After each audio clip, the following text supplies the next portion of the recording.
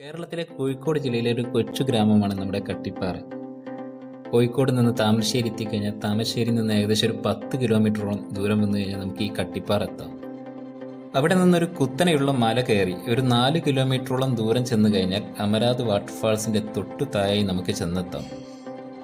കട്ടിപ്പാറയിലെ ആദ്യകാല നിവാസികൾ ആദിവാസികളായിരുന്നു എന്നും 1940കൾക്ക് ശേഷം വ്യത്യസ്ത മതത്തിൽപ്പെട്ട ആളുകൾ ഇവിടേക്ക് കുടിയേറി പാർക്കുകയും കൃഷി ആരംഭിക്കുകയും വീട് വെക്കുകയും ചെയ്തു എന്നതാണ് ഈ ഒരു സ്ഥലത്തിന്റെ പൊതുവെയുള്ള ചരിത്രം.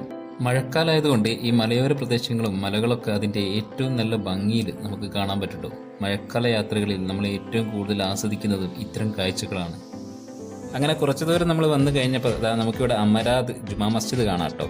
ഇവിടെ നിന്ന് റൈറ്റിലേക്ക് റോഡിട്ട് അതിലേ പോവാതെ നമ്മൾ വന്ന വഴിക്ക് തന്നെ നേരെ ലെഫ്റ്റിലേക്ക് നേരെ പോയി കഴിഞ്ഞാൽ നമുക്ക് അമരാദ് വാട്ടർഫാൾസിന്റെ താഴെ എത്താൻ പറ്റും. അങ്ങനെ നമ്മൾ വാട്ടർഫാൾസിന്റെ തൊട്ട് താഴെ എത്തിയിട്ടുണ്ട്. ഇവിടെ നിന്ന് ഒരു 10 മിനിറ്റോളം നമുക്ക് നടക്കാണ്ട് കേട്ടോ വെള്ളച്ചാട്ടത്തിലേക്ക്. ഒരു വിധത്തിലും വണ്ടി നമുക്ക് ഇവിടേക്ക് കൊണ്ടുവരാനാവില്ല, റോഡ് വളരെ മോശമാണ്. അങ്ങനെ ആ വീടും കടന്ന് താഴോട്ട് ഇറങ്ങി നമ്മൾ നേരെ ചെല്ലുന്നത് ചെറിയൊരു തോട്ടിലേക്കാണ്. വെള്ളച്ചാട്ടത്തിൽ നിന്ന് ഒലിച്ചു വരുന്ന വെള്ളമാണ് നമ്മൾ കാണുന്നത്.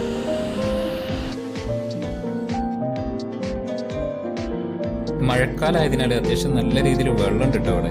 ഈ ഒരു വെള്ളം കടന്നിട്ട് വേണം നമുക്ക് വാട്ടർഫാൾസിലേക്ക് ചെല്ലാൻ. നല്ല ഒഴുക്കുള്ളത് കൊണ്ട് ഈ ഒരു വെള്ളം മുറിച്ച് കിടക്കുന്നതിന് നമ്മൾ വളരെ ശ്രദ്ധിക്കണം.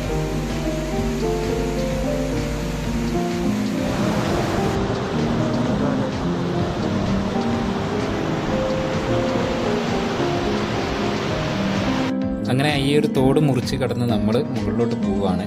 കല്ലുകളാട്ടം നിറയെ കല്ലൊക്കെ ചവിട്ടി വേണം നമ്മൾ പോകണമെങ്കിൽ. നല്ലൊരു നടവഴി പോലും ഇല്ല. നമ്മൾ ഈ പോകുന്ന വഴി നിറയെ റബ്ബർ തോട്ടങ്ങളാണ്.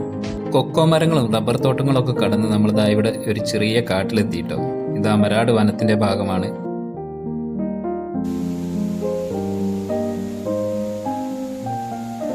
ഈ ഒരു വെള്ളച്ചാട്ടം സന്ദർശിക്കാൻ പറ്റിയ ഏറ്റവും അനുയോജ്യമായ സമയം എന്ന് പറയുന്നത് മഴക്കാലമാണ് കേട്ടോ.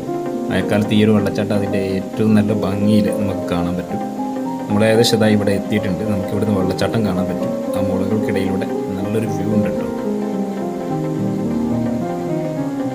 പൊതുവെ അധികമാരും അറിയപ്പെടാത്ത ഒരു വെള്ളച്ചാട്ടമായിരുന്നു. ഇവിടേക്കുള്ള സഞ്ചാരികളുടെ എണ്ണം വളരെ കുറവാണ്.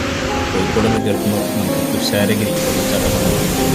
പക്ഷേ ഇത്രയും മനോഹരമായിട്ടുള്ള വെള്ളച്ചാട്ടം ഈ സ്ഥലത്ത് അധികമാരും